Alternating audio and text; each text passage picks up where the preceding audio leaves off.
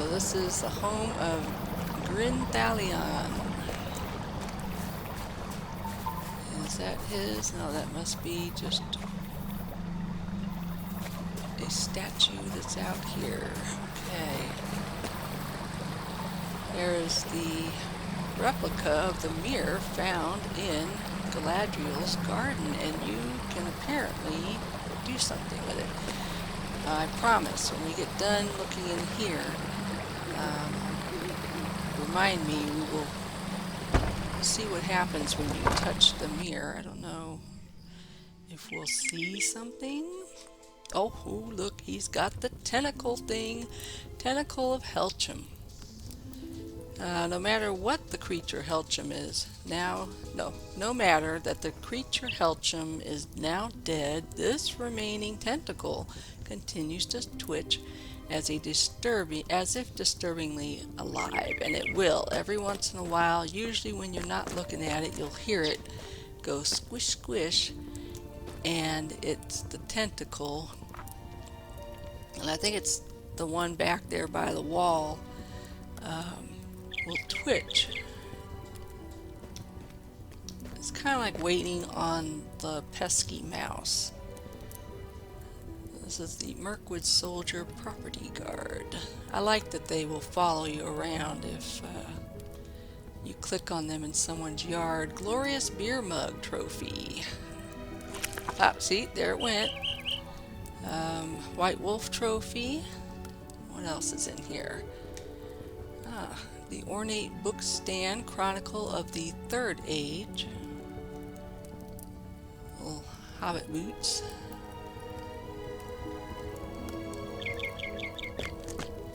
Okay, here we go. The first of the books. Oh, remember we found this little bowl in someone else's house and we couldn't use it? Alright, get ready to hear a little story.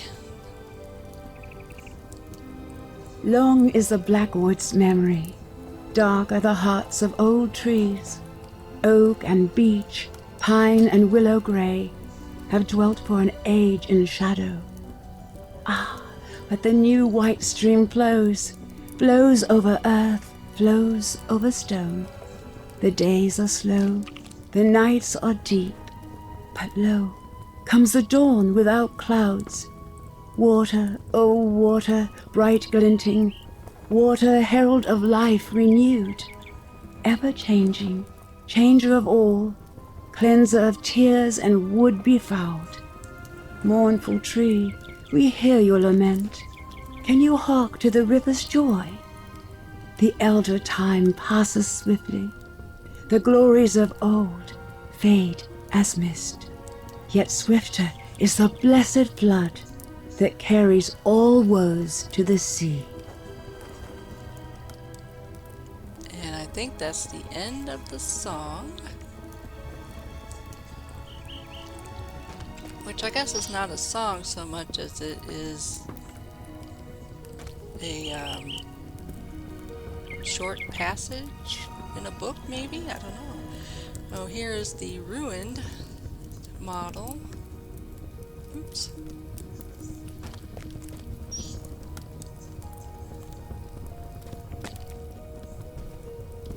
That must be nighttime. She's got the torch out. Alright. Let's see, this is Thorin's Gate, Moria.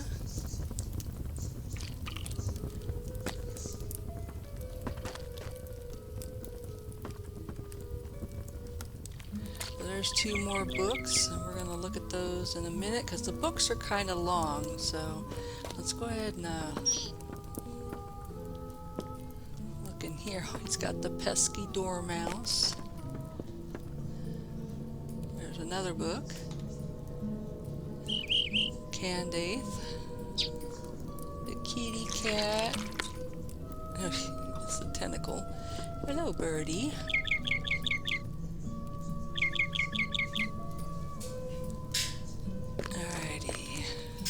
This is the Dwarf Drawbridge diorama. Drawbridge diorama exquisitely crafted by the dwarf artisans. Okay.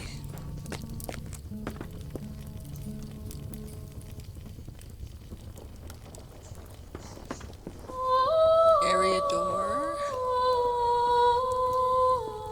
This must be the Rohirrim map table. That's nice.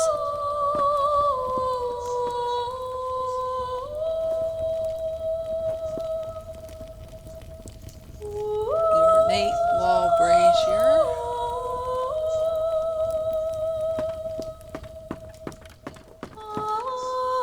Ooh, what's that? Banner of the Paths of the Dead. A copy of a banner found at the Paths of the Dead, a reminder of fear conquered.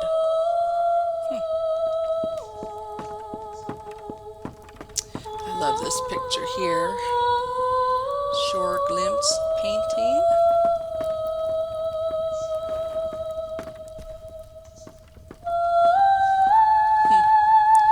Dragon painting.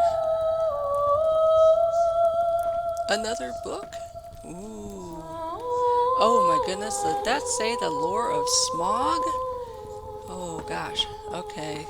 Kind of wish the lady singing wasn't so loud, but let's go with this one first.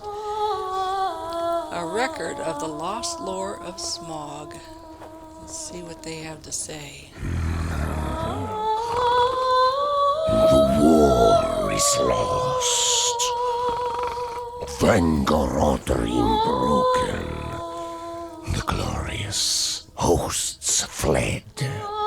Sister Etterfang and I are the last of our proud line. But it is not over. Oh no, for we will bring such terrible vengeance upon them all.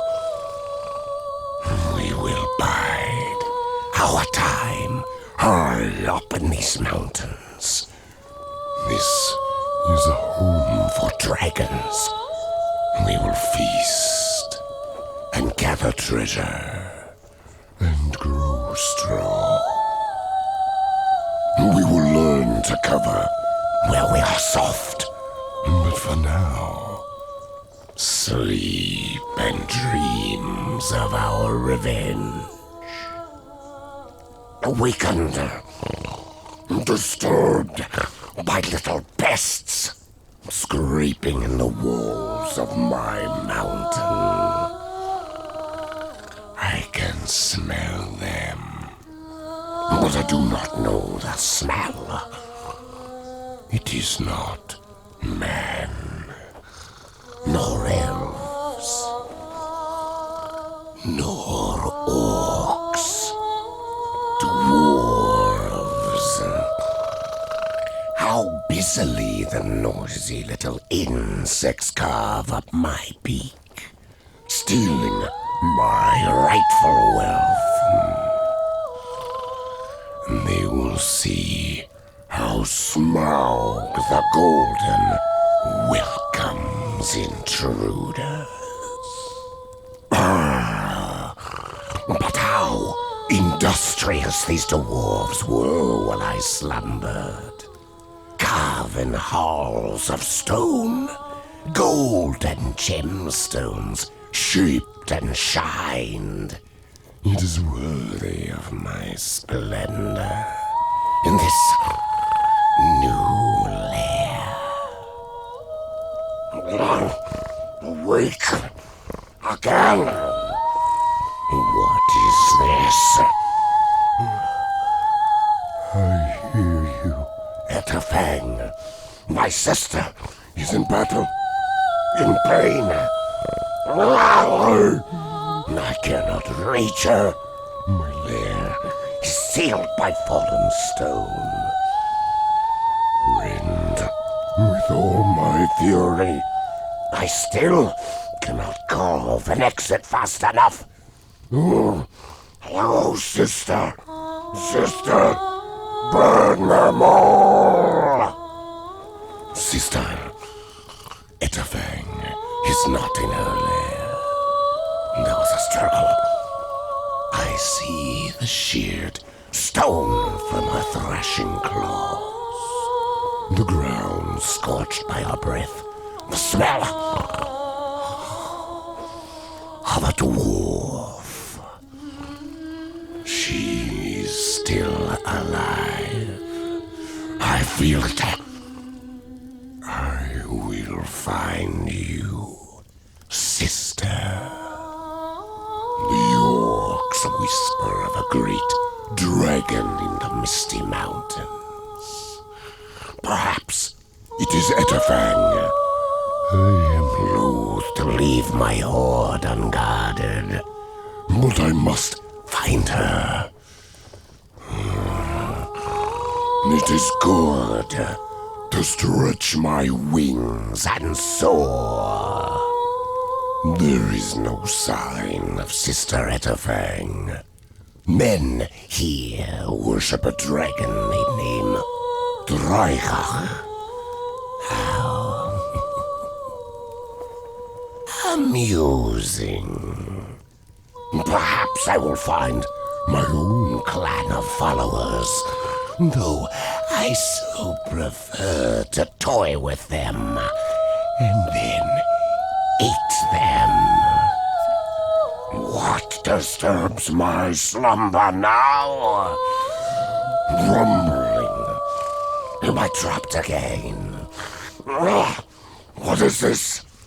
The heads of 5 dragon whelps left before my cave. Dwarf axe has sunk into them.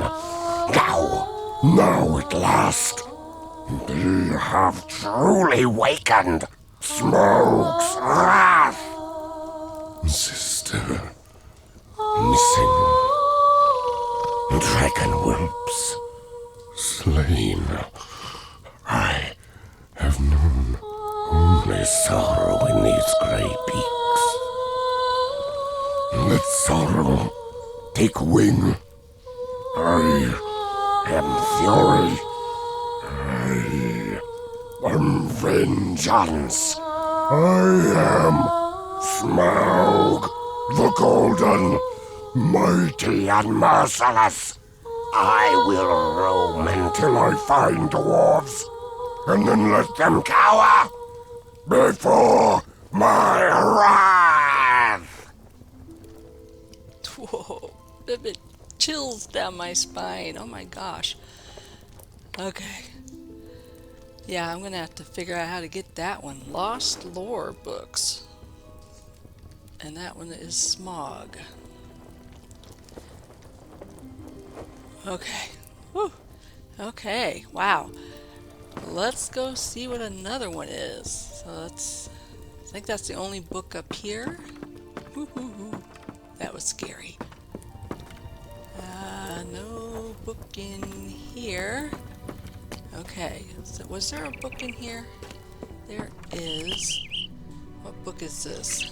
The Lost Lore, Cirith Ungol. Okay, I'm going to stand back here so we have something to look at. Hey, you. Get off of there. Come here. Get down. So rude. Alright, fine. I'll stand. Oh, hey, there's the mouse. I'll stand right here and we'll listen to the story from here.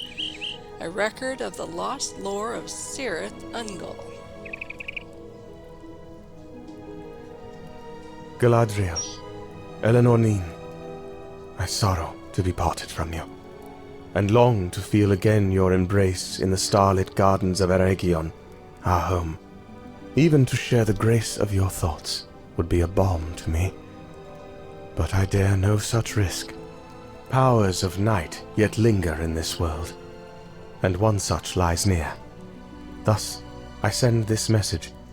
May the blessings of the Valar guide it into your hands. As you beheld in your mirror ere my company rode forth, a stain attaints Imlad Ithil, a shadow among the mountains that darkens the valley below. That it lies on the threshold of the shadowed land cannot be mere accident. Dark forces are moving, and though Morgoth's domain is ended, his servants abide still. When I and the Bright Company battled the children of Ungoliant in the arid Mithrine at the dawn of this age, I thought we had slain them all. Now I know that one, at least, escaped. The fiend that bedevils the Vale of the Moon has a spider's likeness, though far more terrible. It lurks in the darkness, coming forth to hunt only in darkest night, but its spawn swarm over the mountains, a fell crawling pestilence. My fellows and I toil to scour the land of them, but always more come to take their place. One might more easily drain the sea with a ewer. My lady, I fear the mother of this plague to be Ungwetari, that most loathsome of Ungoliant's brood that troubled our kindred in Beleriand. Should my fears prove true, I will need aid against her, for I am loath to lead my company to slaughter as I did in the disaster of Udun. 2 nights ago, we hazarded to stalk her beneath the moonless sky, but when we sprang upon her, our blades would not pierce her hide. Being sly, she caught us, and would have feasted upon our bones, but by chance the cloud rack rent, and the stars were unveiled. When the light of Earendil shone upon her, she quailed and fled back to the gloom of her caves, as if the glimmer itself hurt her. This, I deem, is our best hope. For while slaying her may lie beyond our power, still, we may hem her in. Once, when first we were betrothed, you lit the caverns of Doriath with star glasses, filled with Earendil's glow, the Gilgalar of song. It would take but a few such glasses, cunningly ensconced within her caverns, to keep Ungwetari penned and stay her offspring from befouling the land. While I await your reply, we will battle on against the scourge of Torek Ungor, but the sullying of the Vale cannot be stemmed forever. I beseech you to send help with speed, that I might sooner return home and know once more the bliss of your touch. I remain your beloved, Celeborn. Okay. So that story of Cirith Ungol. Let's see. Okay, let's go try this book on the bookshelf here. What is that? Sing, sisters of Lyrith the Stained, maker of pestilence and poison, mother of our brood, loyal above all others to the Dark Lord. In the distant depths of time before us, before Mordor, memory whispers of her first poisons, concocted in service to Sauron, laying low rivals and foes. Over centuries and ages, Lyrith served and stayed true. And in reward for this, Sauron built among the trees of the Broken Vale Saragost, the Blood Fort. Sing praise to the Lady of Blight, O my sisters, and tell when the Dark Lord bade her brew up dread diseases to lay low whole kingdoms and armed hosts. Our Lady Lyrith toiled in Saragost and wandered the woods of the Broken Vale, sowing plagues and reaping miasmas, pestilences, and deadly venoms. Slowly, wondrously, the land changed. Trees blistered and wept, streams ran dark and then red. New things limped and anguished there. Broken Vale no more. It was Argarknife, the bloody gore. And then, at long last, sisters, Our Lady found it. The affliction the Dark Lord had asked of her. Waster of kingdoms, bane of armies, the Great Plague. To the vast vat Lyrith called her bats, sleek of pelt and dark as night. Upon their wings she cast the disease, and sent them forth beyond the mountains to the world. These are names, O sisters, of lands where Lyrith's great plague laid waste. Rovanian and Gondor, the remnants of Arnor, the northern kingdoms of Cardolan and Arthedain. In the northern lands, between the Plague and the Witch King, toppled were kingdoms of men, their vestiges scattered and fled. In the south, the Great Plague raged across Ithilien and Anorian both, and by the time all was done, had claimed the lives of paupers, knights, bread bakers, and kings. The hateful men of Gondor were thinned and driven from their walls and towers. All that they left, Moonfort and River Palace, the Dark Lord took. Their towers taken, their watch weakened. Gondor lowered its blade from Mordor's neck and crouched cravenly behind its shield. All this from Lyrith's Great Plague. Sing with me, sisters, of Our Lady of Blight. Sing of her works, her loyalty, her hunger, and her strength.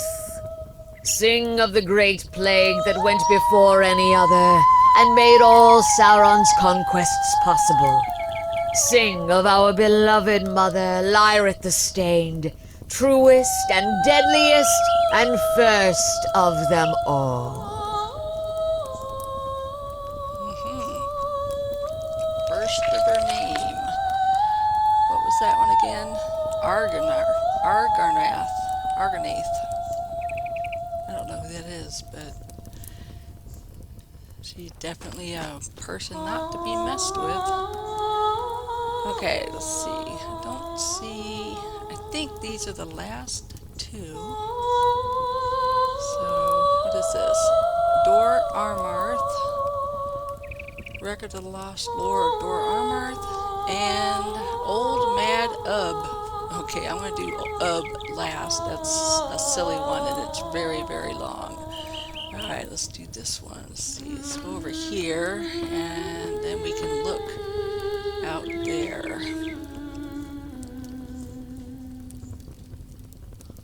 When the great, mighty, and inimitable Lord Sauron first lay claim to the lands of Mordor, he didst reshape the slopes of Orodruin and form Samath Naur, the Chambers of Fire. Deep in Samath Naur, amongst the fire and the dark, in the forge of his own devising, the Dark Lord wrought the One Ring, the one to rule all others. Long in sight, deep in cunning, did he don the One Ring, and with his newfound power made war against the elves, and therein seized the 9 rings and the 7. Then to Rhûn and Harad Sauron roamed, gifting 6 of the 9 rings to kings and chieftains, yoking peoples and armies under his command. 7 to dwarf lords in their hidden halls. 3 rings of the 9 yet remained, and these he bestowed upon Númenórean men, proud and tall, who had bowed before him well and faithfully since times of old. Then upon the pinnacle of Barad-dûr did Sauron stand, rightful lord of all. He raised the One Ring high, spoke dark words, and a wreath of shadow and storm were all about the tower's top. With the raising of the ring, the 9 kings, all upon their thrones, were called henceforth to the Dark Tower, and lo, they were become wraiths and servants of my lord. One by one, the 9 kings abased themselves before their lord and master, for they were Nazgûl, ring wraiths now, and all marveled at the One Ring's might. Timeless and changed were the 9 Nazgûl, their old names forgotten, their old titles and reigns turned to dust. New names they would earn for their deeds in Sauron's service. The Bane of Rhûn, the Woe of Khand, and the Cursed Rider did the Easterling chieftains become. Their rings are Sakla, the Cruel One, Adash the Foemaker, and Urom the Warmonger.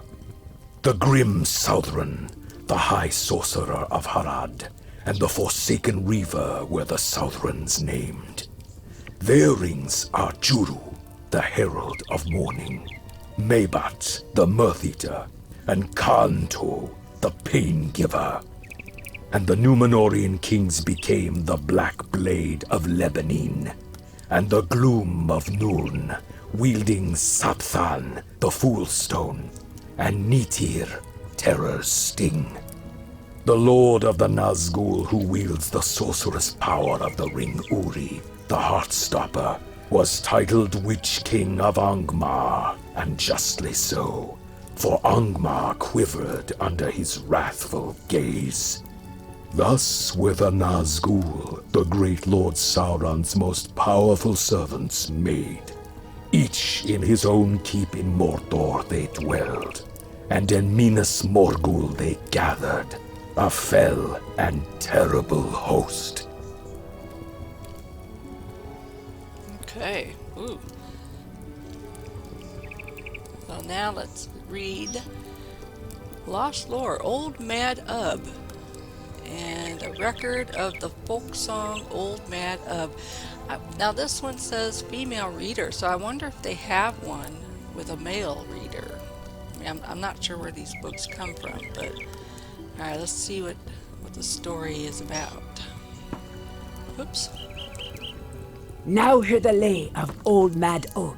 Drowned his brother in the washing tub, sunk his bones in the boggy pools, stole his silver, gold and jewels, caught a thieving by his kin, cried cravenly to keep his skin, squawk and simper, squeal and sob, he fled a howling from the mob. They drove him deep into the bog. Now he feasts on toad and frog, wriggling maggot, worm and grub. What a feast for old Mad Ub! For tidbits tender still he yearns, with eyes that flare among the ferns, for foal and filly, kid and neat, and most of all, for children sweet. In blackest shadows his eyes burn, ravening hungry to return, lurking among ling and shrub, weeping, creeping old Mad Ub.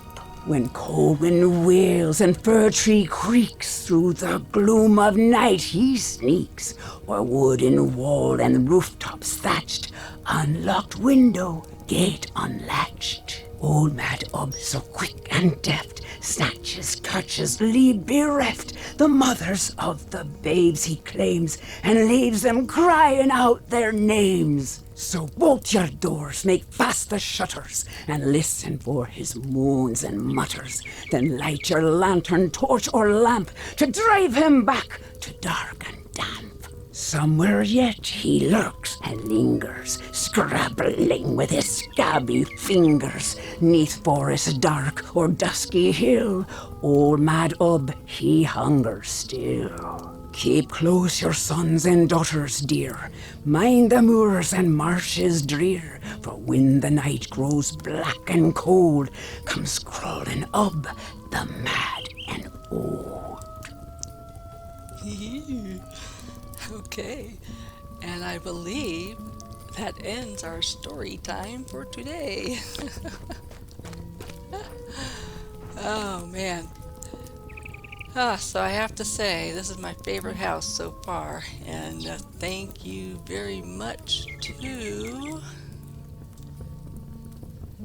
Grin for opening your house to people and letting them read your books and stories. And there goes the wailing woman again. So I think this is the last house in this neighborhood to be looked at. So I said we were going to check this mirror and see, little, what is it? Yeah, mirror, and see what happens. Peering into the mirror, what happens? Anything? I don't see anything. Are we supposed to see something? I don't know. Does it have a cooldown? Did I get a weird look on? Uh-oh, I have a worried look on my face.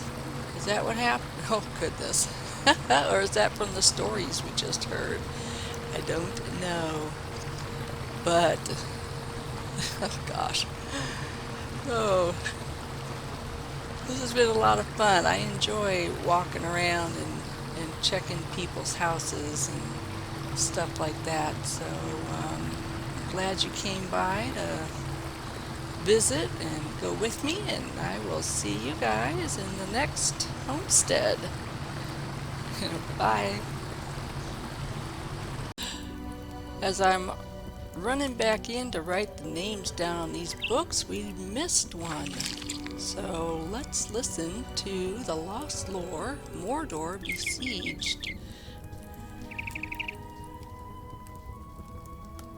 Long had we been friends. In many battles had I fought beside him, but not until the fall of the Black Gate did I behold Gil-galad's true might.